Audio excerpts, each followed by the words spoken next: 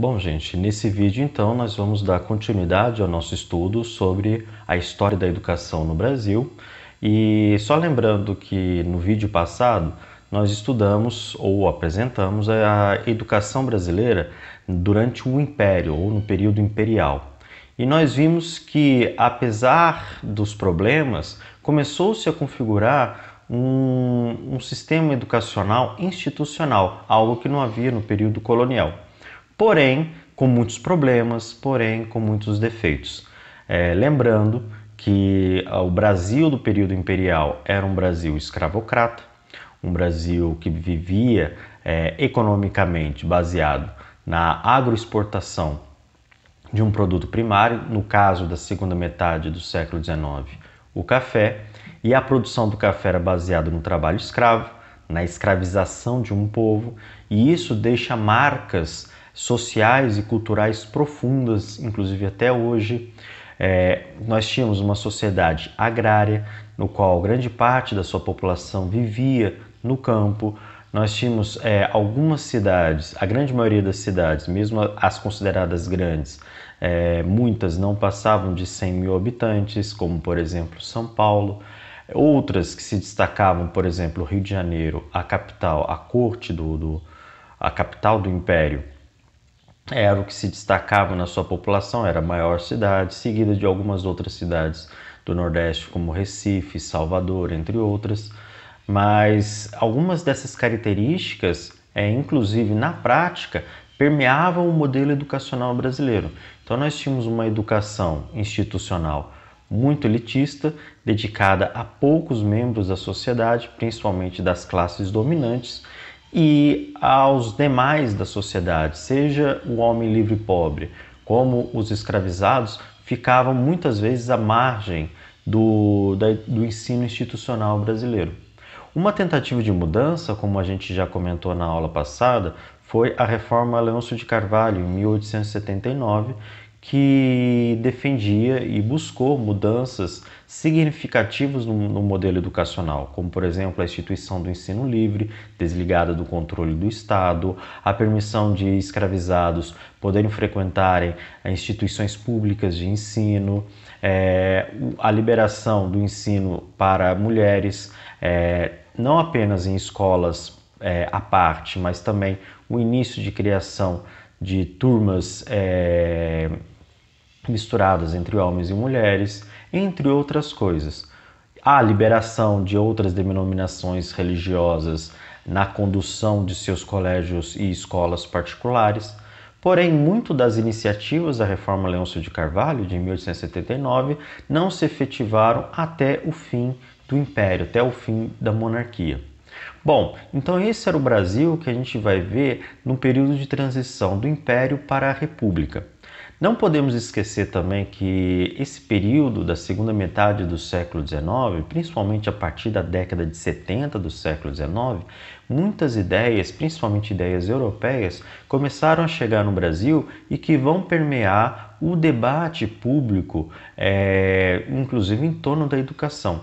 Eu gosto de destacar tanto as ideias liberais quanto as ideias positivistas que vão se fazer presente no debate público a partir de então. As ideias liberais que vão defender o desenvolvimento do liberalismo político brasileiro, ou seja, a necessidade de construção de instituições mais democráticas, inclusive, do que as instituições da monarquia brasileira, como, por exemplo, a liberação do voto, poderes eleitos, seja pelo voto direto, pelo voto indireto, entre outras coisas, que apesar de uma ótica elitista, europeia, branca, elas, se a gente for analisar, elas tinham um passo a mais do que as instituições políticas da monarquia. Isso é algo interessante, apesar que condicionadas aos interesses da nova elite agrária, econômica, política e social que se desenvolveu no Brasil, a partir da produção do café e do desenvolvimento da agroexportação do café ou de outros produtos primários nesse período no Brasil. Bom, e as ideias positivistas começaram também a desembarcar no Brasil, e essas ideias defendiam a razão como um elemento fundamental da sociedade e o conhecimento científico. Tanto as ideias liberais e principalmente as ideias positivistas defendem a educação como um instrumento fundamental para o desenvolvimento, progresso e modernidade, não apenas da sociedade brasileira, como da própria nação. Inclusive, muitos positivistas e muitos liberais vão vão fazer uma unidade, vão se engajar na luta pelo fim da monarquia no Brasil e pela instauração do regime republicano brasileiro. E muito dessas ideias vão estar por detrás das movimentações, sobretudo dentro do Exército Brasileiro, e que vão culminar no golpe do dia 15 de novembro de 1889 e a instauração e a proclamação da República pelo Marechal Deodoro da Fonseca e demais forças políticas e militares no Rio de Janeiro. Então, e essas mesmas ideias vão permear o debate educacional brasileiro. Bom, lógico que a história é um processo contraditório, que a gente precisa observar as contradições a partir de um método dialético.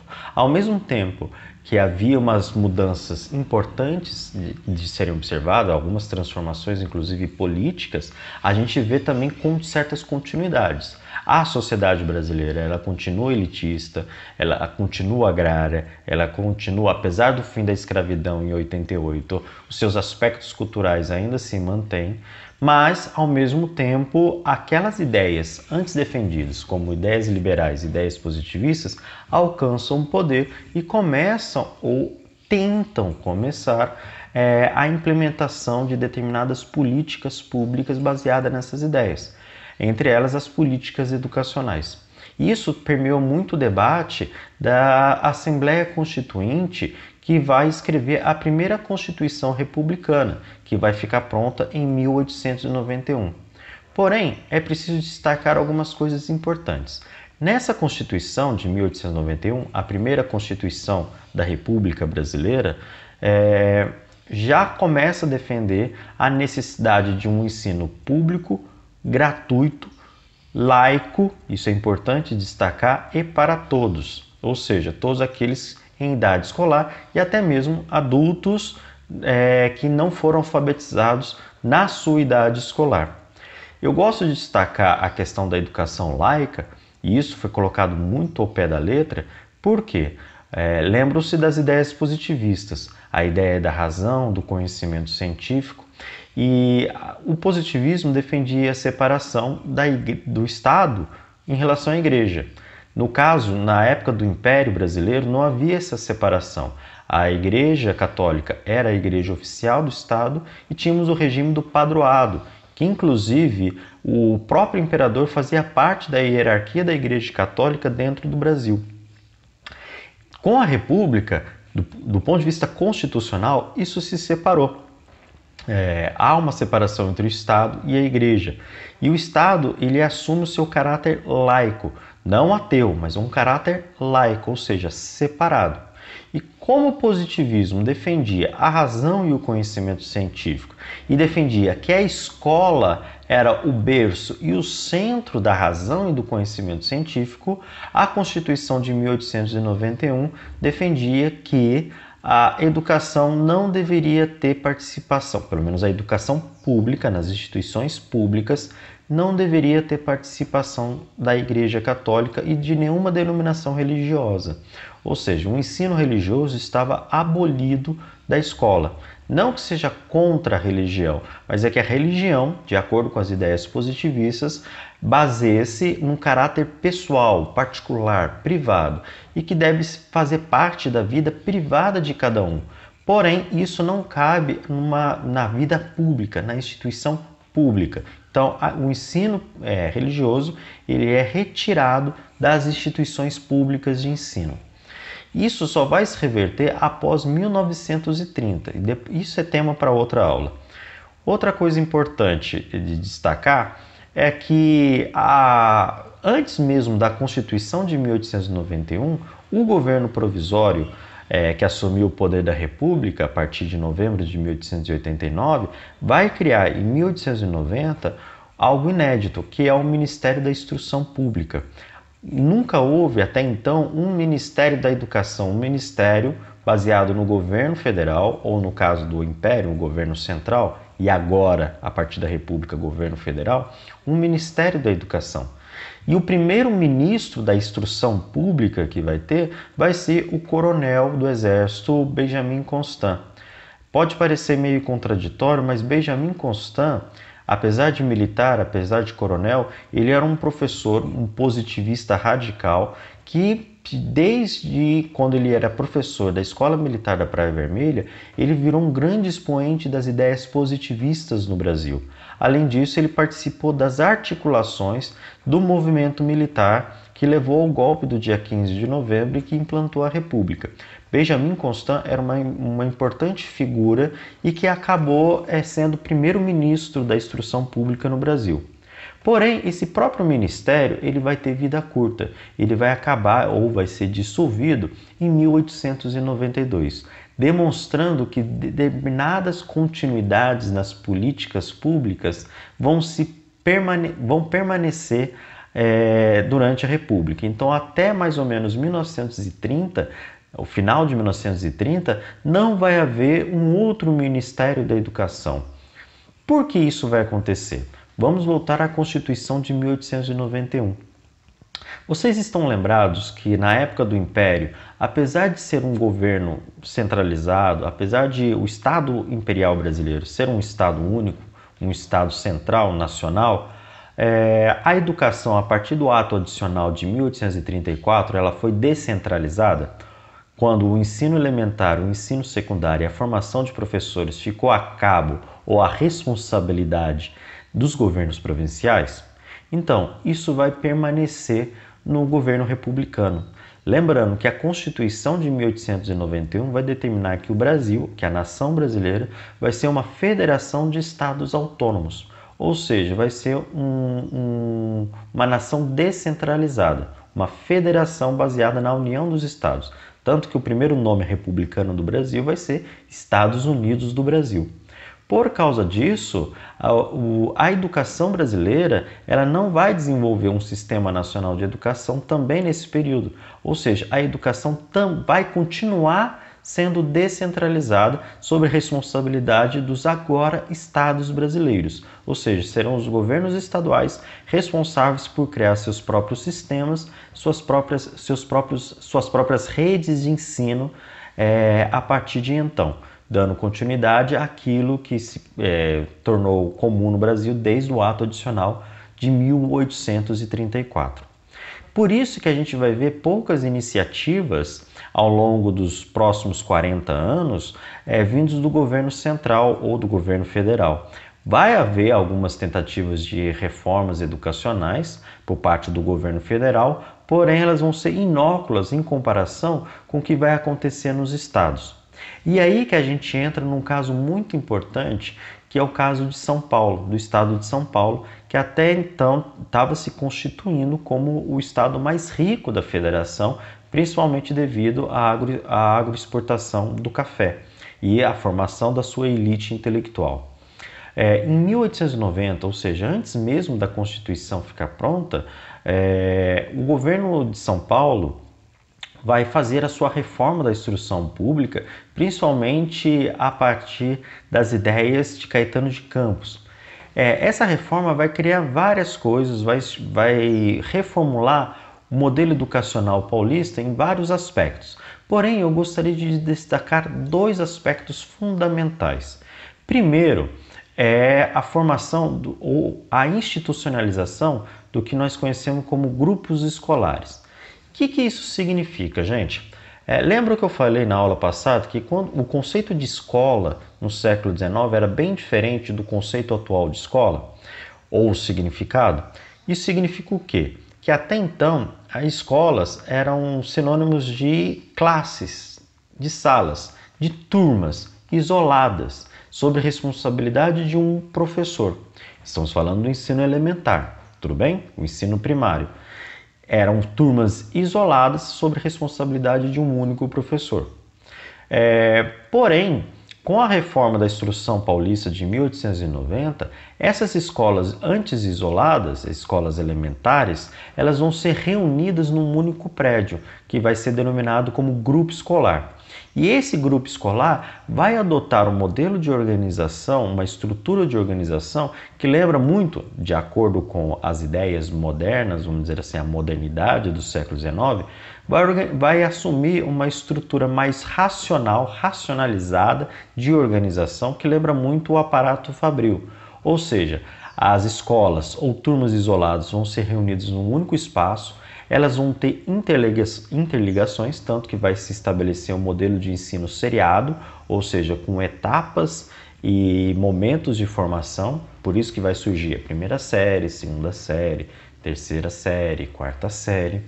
Todas elas coordenadas por uma direção da escola que vai assumir o controle organizativo, vai assumir o controle pedagógico, vai ter responsabilidade pela biblioteca e vai assumir o papel de controle, vamos dizer assim, da disciplina dos alunos.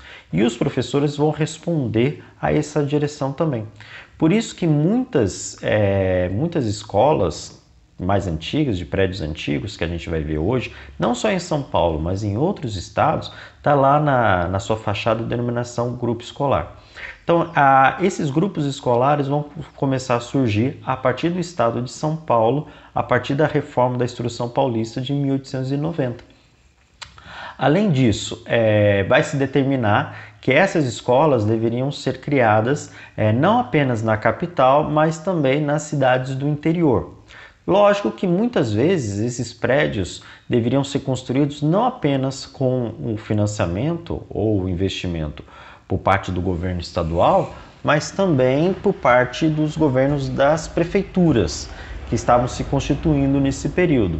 O governo estadual ficava responsável pelo financiamento permanente da escola, porém a construção do prédio ficaria sob a responsabilidade das prefeituras. Então, diante disso, a gente vai ver que prefeituras mais ricas, como por exemplo a capital, vai construir alguns prédios e outras cidades mais pobres, outros municípios mais pobres, não vão nem conseguir construir seus prédios, vão adaptar prédios já existentes ou até mesmo não ter prédios, né? Então, a gente vai ver muitas diferenças.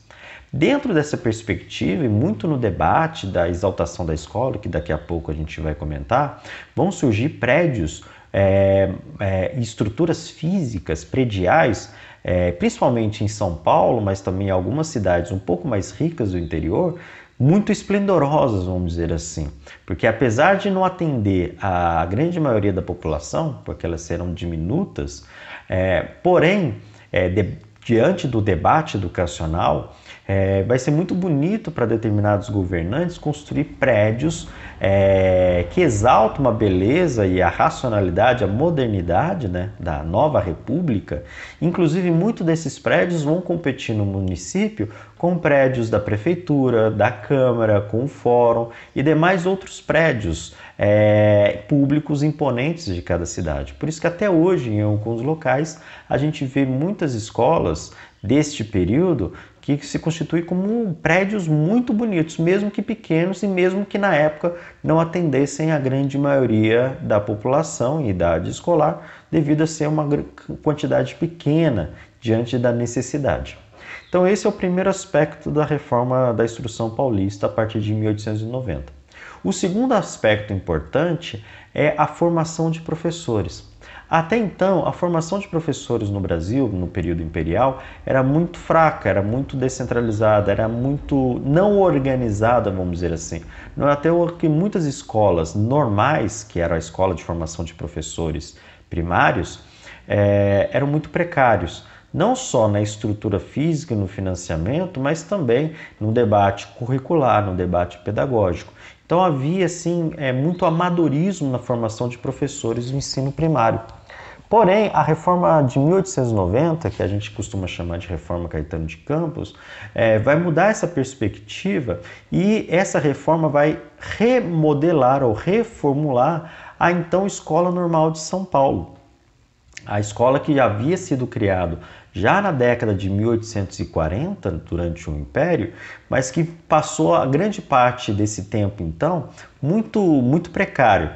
O que vai acontecer? vai haver uma reformulação curricular, estrutural, vai absorver muito dos debates educacionais que vão fazer presente no Brasil a partir de 1870 e principalmente aquela escola normal que antes funcionava de forma precária lá no Largo São Francisco, junto da Faculdade de Direito, vai ser transferida para um novo prédio muito bonito, muito imponente, que vai ser construído na Praça da República. Esse prédio, inclusive, está lá até hoje e funciona a atual Secretaria Estadual de Educação de São Paulo. Quem conhece sabe o quanto é um prédio bonito.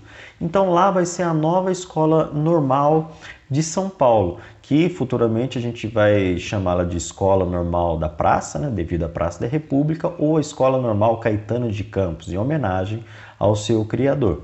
E outras novidades, além da reformulação curricular e absorver os debates pedagógicos que existiam na época, desenvolvendo muito o método intuitivo, né, de ensino, muito em moda no debate pedagógico daquela época, vão ser contratados professores de renome no debate educacional, tanto no Brasil, como também vai contratar algumas pessoas de fora do país. Além disso, vão ser criados duas escolas modelo, ou turmas, ou classes modelo, a serem inseridas dentro da escola normal. O que é essas turmas modelo ou escolas modelos? São o que hoje nós chamaríamos nas faculdades de educação de colégios de aplicação.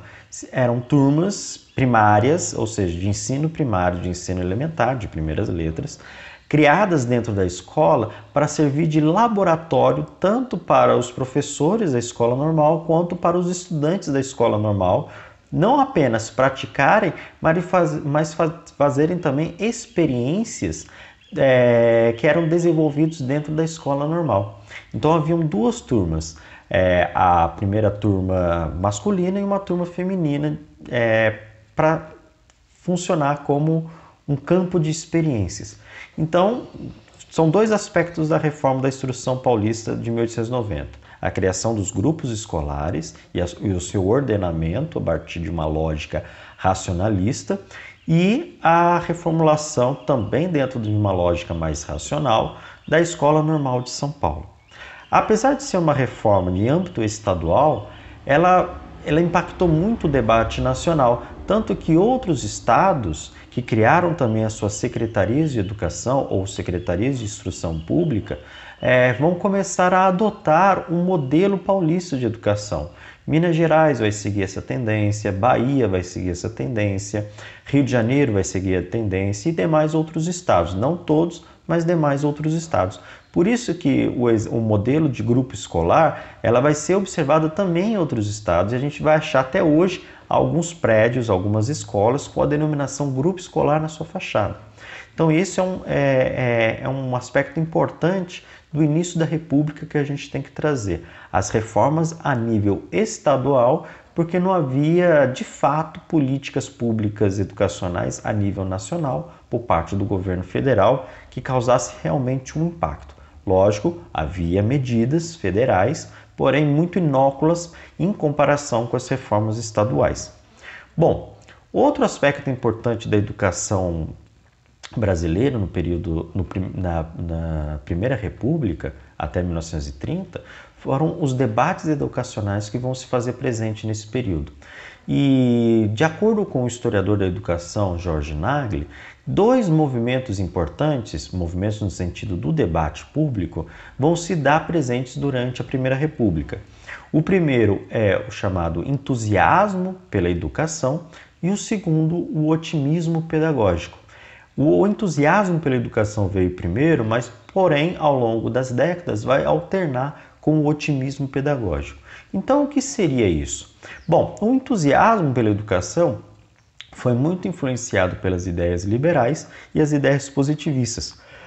Lembrando que essas ideias defendiam a modernização da nação brasileira, a modernização da sociedade brasileira, e isso passava por um projeto civilizatório, seguindo os padrões da Europa e depois, anos seguintes, o padrão americano, vamos dizer assim. Então, a escola ela é um instrumento fundamental para o processo de modernização da nação, de acordo com os preceitos europeus que as elites brasileiras carregavam muito. Então, Para que isso ocorresse, era necessário que a população brasileira, no seu conjunto, inclusive os mais pobres, fossem inseridos na instrução pública, ou seja, fossem inseridos na escola. E para isso era necessário, então, que cada vez mais escolas fossem criadas e a população adentrasse nas escolas. Então, esse debate público, o entusiasmo pela educação, na verdade, entusiasmou a opinião pública a criação de cada vez mais escolas. Lógico, as ideias são uma coisa e na prática é outra. A gente não vai ver, do ponto de vista real, prático, políticas educacionais que realmente fizessem o investimento necessário para a construção de tantas escolas assim.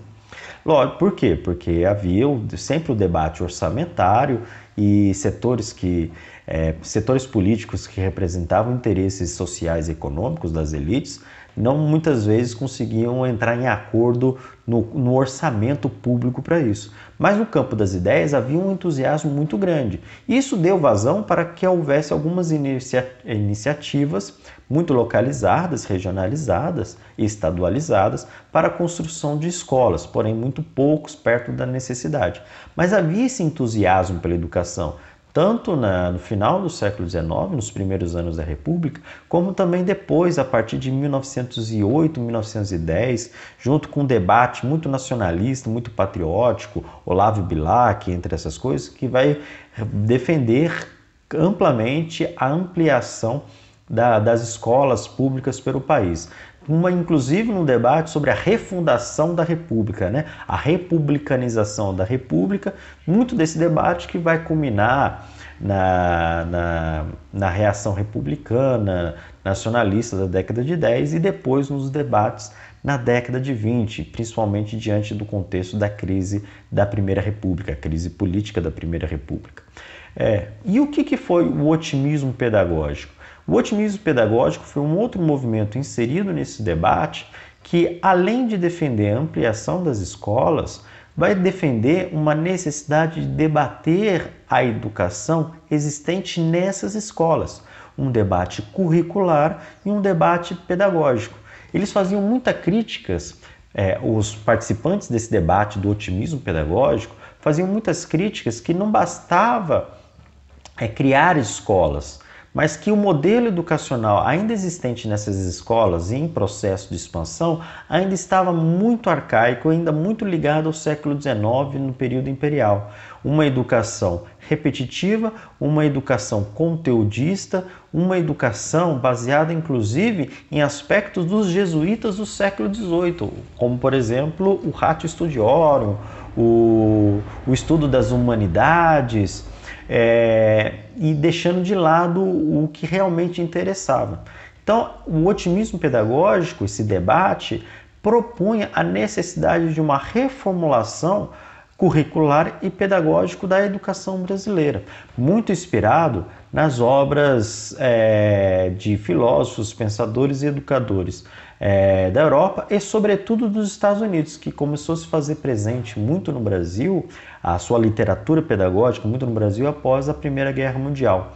Um dos grandes expoentes desse debate que virou referência no Brasil foi o filósofo americano John Dewey, que vai defender uma reformulação curricular e dos métodos pedagógicos e que no Brasil vai inspirar mais para frente, na década de 20, o que nós vamos chamar de escola novismo, ou seja, as ideias da escola nova. Os debates vão ser muito fortes e muito acalorados na década de 1920 e que vai culminar já na década de 30, lá em 1932, no Manifesto dos Pioneiros da Educação Nova. Mas isso é um tema que a gente vai debater mais para frente. Porém, o otimismo pedagógico, esse debate educacional, não apenas de ampliação das escolas, mas principalmente da reforma curricular e da reforma dos métodos pedagógicos, vai pautar muitas reformas que os estados vão fazer, que os governos estaduais vão fazer em suas redes a partir da década de 20.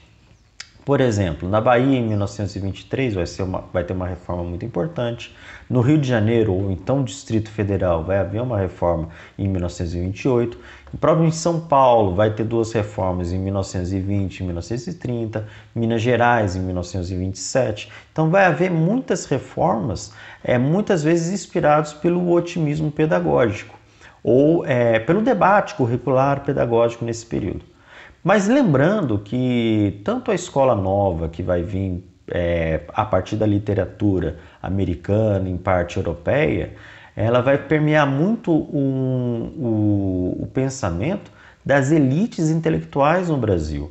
Que apesar da escola nova ela ser um passo fundamental à frente, vamos dizer assim, do que já existia no Brasil, e isso tem um caráter progressista, devemos destacar que elas tinham um respaldo nas ideias liberais.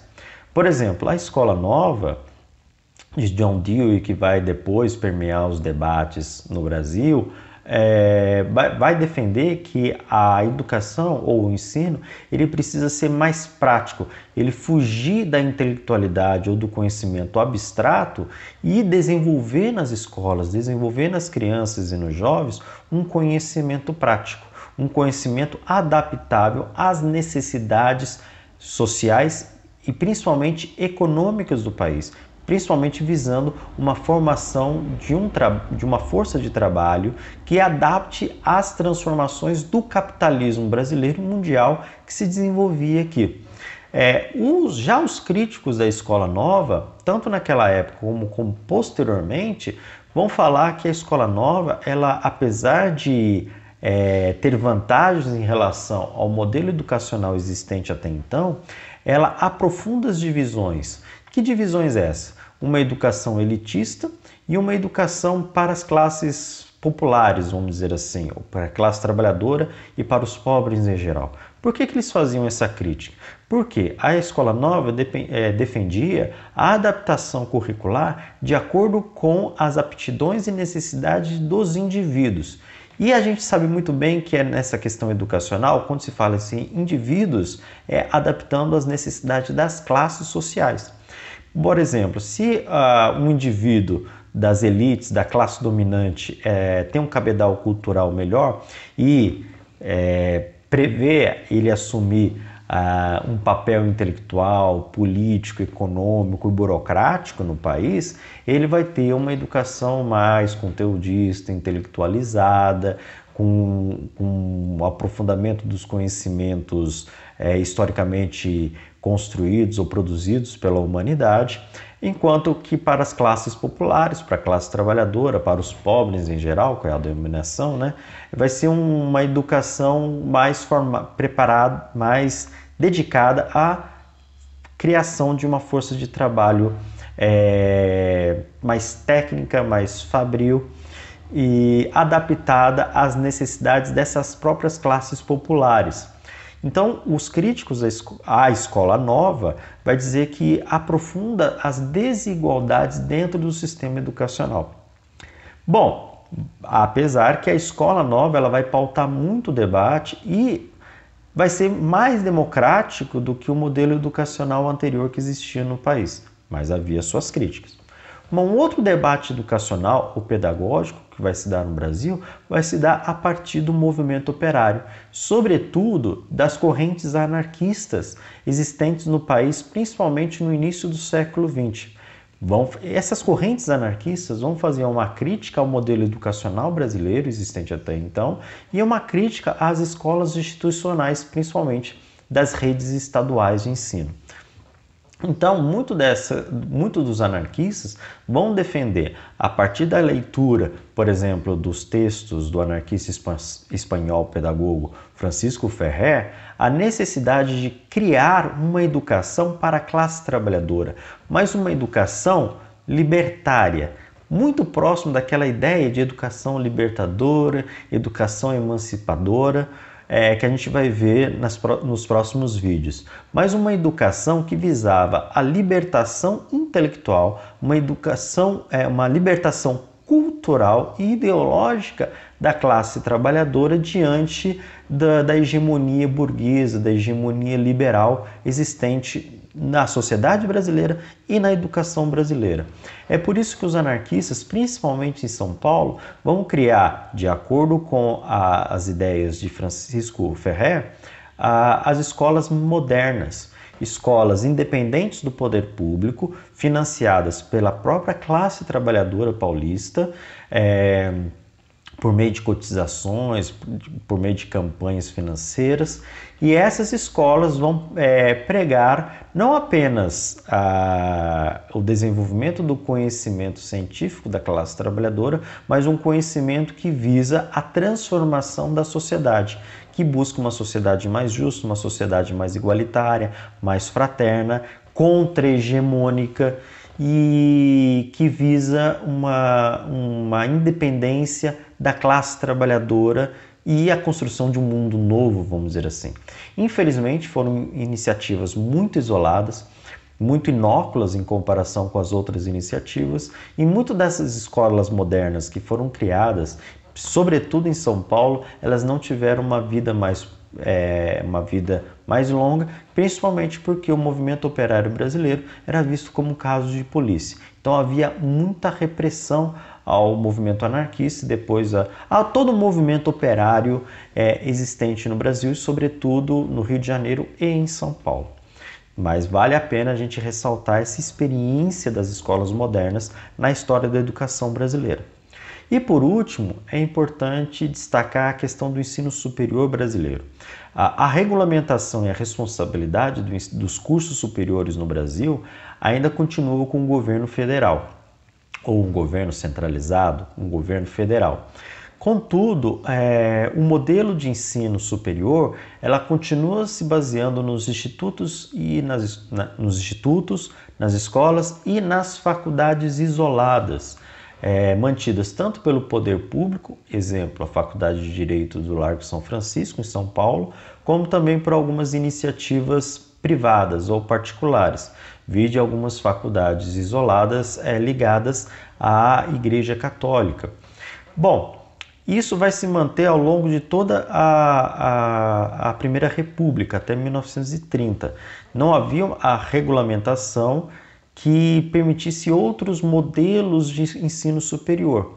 Apesar que, a partir da década de 20, vai haver algumas iniciativas de criação de universidades, apesar da lei federal não prever isso. Ou seja, alguns estados vão assumir o trabalho de criar um ensino superior a partir dos moldes universitários. O modelo universitário já existente na Europa há séculos, já existente nos Estados Unidos, inclusive já existente em alguns países da América Latina desde o século XVI. Então vai começar a adotar o modelo universitário, lógico, sem uma regulamentação do governo federal. Cabe destacar a criação da Universidade do Rio de Janeiro, que vai ser criado em 1920 e que depois, na década de 30, com a unificação com a Universidade do Distrito Federal, em 1937, vai formar o que é a atual Universidade Federal do Rio de Janeiro. Vai haver também a criação em Minas Gerais da Universidade de Minas Gerais, que entre trancos e barrancos ao longo das décadas vai formar depois o que hoje nós chamamos de Universidade Federal de Minas Gerais. Então vai haver algumas iniciativas a nível dos estados e até mesmo do governo federal, mas sem uma regulamentação que definia a universidade como modelo dos cursos superiores no Brasil. Isso só vai acontecer a partir de 1931, já sobre a égide do governo Getúlio Vargas. Mas isso é matéria para o nosso próximo vídeo. Tudo bem? Lembrando que quando nós falamos de universidade, nós não estamos falando apenas do ensino, da formação em curso superior, mas estamos falando também do tripé universitário, que é o ensino, a pesquisa e a extensão. Que uma universidade só funciona a partir desse tripé. E esse modelo só vai ser adotado oficialmente no Brasil como política pública a partir de 1931. E isso é o tema da nossa próxima aula.